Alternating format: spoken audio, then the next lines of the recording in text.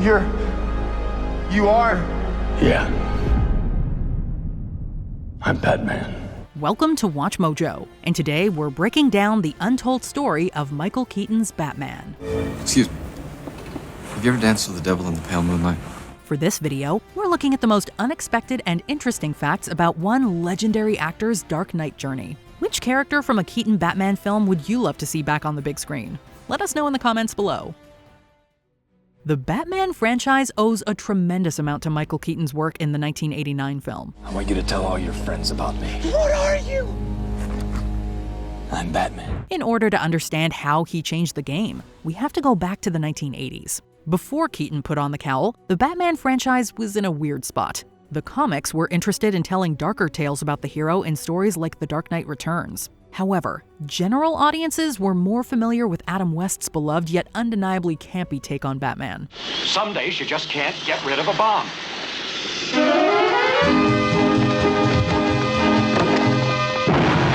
If Warner Brothers wanted to tell more serious superhero stories, they needed an actor who could believably make Bruce Wayne and his alter ego feel more grounded and gritty. That's when they called in everybody but Michael Keaton. Now you want to get nuts? Come on, let's get nuts. When the studio was initially trying to fill the lead role of a Batman film, they considered a wide variety of names. Ironically, some of the actors they had lined up would go on to make big impressions in other superhero films. Pierce Brosnan passed on it decades before he became Dr. Fate. What is the helmet telling you? My vision has always shown me great calamity. Long before he was Superman's dad, Kevin Costner was considered for the role too. And even the beloved Green Goblin actor Willem Dafoe was in the running for a time. Gods don't have to choose. We take. But everything changed when a producer asked director Tim Burton if he would consider Michael Keaton. Since the duo had recently worked on Beetlejuice at the time, they already had a solid working relationship. But the pair just had to overcome the problem of public opinion. What's really beautiful about this? You two kids picked me. You didn't have to, but you picked me. It makes me want to kiss you guys. Become a WatchMojo channel member and get exclusive perks like Mojo emojis, loyalty badges, priority comment replies, and exclusive members-only content, including live list rankings with the Mojo staff and peeks behind the scenes. Don't miss out. Tens of thousands of handwritten letters were allegedly sent to studio heads in hopes that Keaton would be replaced. Hi. Bruce Wayne. Are you sure? Yeah, this time. At the time, the actor was better known as a funny guy instead of a performer who could play a serious superhero. But Keaton weathered the storm of negative opinions and put on the cape anyway. As soon as fans got a load of his movie debut, all the jeers were replaced with praise. Excuse me. Have you ever danced with the devil in the pale moonlight? Keaton's layered performance allowed room for comedy in scenes where he was playing Bruce Wayne. However, the actor was all business when he became the Dark Knight. His grim and at times frightening portrayal was groundbreaking in live action. As an added bonus, Keaton's version of the character was a major source of inspiration for the fantastic animated series. I am not a disgrace. I am vengeance. I am the Knight. I am Batman! The once unlikely choice for the Dark Knight turned out to be just what the franchise needed. Although fans were ready to see the fantastic actor reprise the role dozens of times, his run as Batman ran into a few major hurdles. I'd like to. But he's out there right now. And I've got to go to work. Despite being a cult classic movie today, Keaton's Batman Returns wasn't the huge success the studio was hoping for. You don't really think you'll win, do you? Things change. Not only did it make less money than its predecessor, but the reviews at the time were split on whether the film was an obvious dud or secretly genius. Alfred, bring me some antiseptic ointment, would you? Coming. Are you in pain, sir?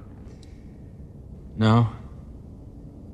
Not really. The rocky reception to the film likely influenced the studio's choice to replace Tim Burton with Joel Schumacher. At first, this didn't seem to be a huge issue for Keaton. There were talks that Robin Williams would be cast as Riddler and Billy D. Williams would return to play Two-Face. At the same time, Marlon Wayans was the top pick to become Keaton's Robin. Careful, they're worth millions of dollars each. Millions of dollars, got it! Jesus. My bad. Don't have it again! But none of those casting choices came to fruition. Additionally, the script was becoming more campy and colorful than Keaton's first 2 Batman efforts. These tonal changes and more led the actor to step away from the cowl. For a while, it looked like he would never put on the suit again. Bruce Wayne, why are you dressed up like Batman? Because he is Batman, you moron. Was. In 2014's Birdman, Keaton played an actor who was once famous for appearing in superhero movies.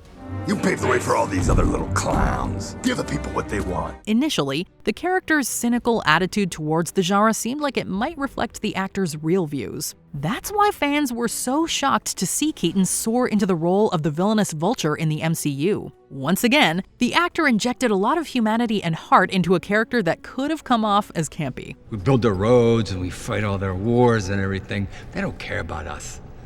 We have to pick up after them. We have to eat their table scraps. After becoming one of the MCU's best villains, Keaton made the dreams of DC fans come true when reports broke that he'd be Batman once more. He was originally slated to act in Aquaman and the Lost Kingdom, Batgirl, and The Flash. While the first 2 appearances appear to have been shelved indefinitely, we will definitely see Keaton's Batman in the Scarlet Speedster's big feature film. Are you in? Early footage suggests that the veteran actor will play a pretty significant role in the new blockbuster. What's the play? Batman, what do we do? We try not to die. After Flash messes with the timeline and endangers the world, he'll turn to Keaton's Batman for help. While this might be controversial to say, it looks like his Dark Knight is in even better shape than he was in the original movies. There's no question that we and legions of fans will be racing to the theater to be among the first to hear Keaton say, I'm Batman. The timing of his Batman's return feels incredibly poetic. When Keaton was first announced as Batman, he was tasked with trying to reinvent the character while having to accept that audiences didn't believe in him. Well, I mean, let's face it. You're not exactly normal, are you? It's not exactly a normal world, is it? His praiseworthy run ended prematurely because he didn't want to take the character back into a lighter place. Who are you? Who's the man behind the bat? Just over 30 years later, Keaton returns to the role at a time where DC could definitely use a surefire bet. His journey as the Caped Crusader has been far from easy or smooth. But Keaton's ability to overcome every obstacle that stood in his way has made his run as the Dark Knight absolutely legendary. Let's just take him to the police.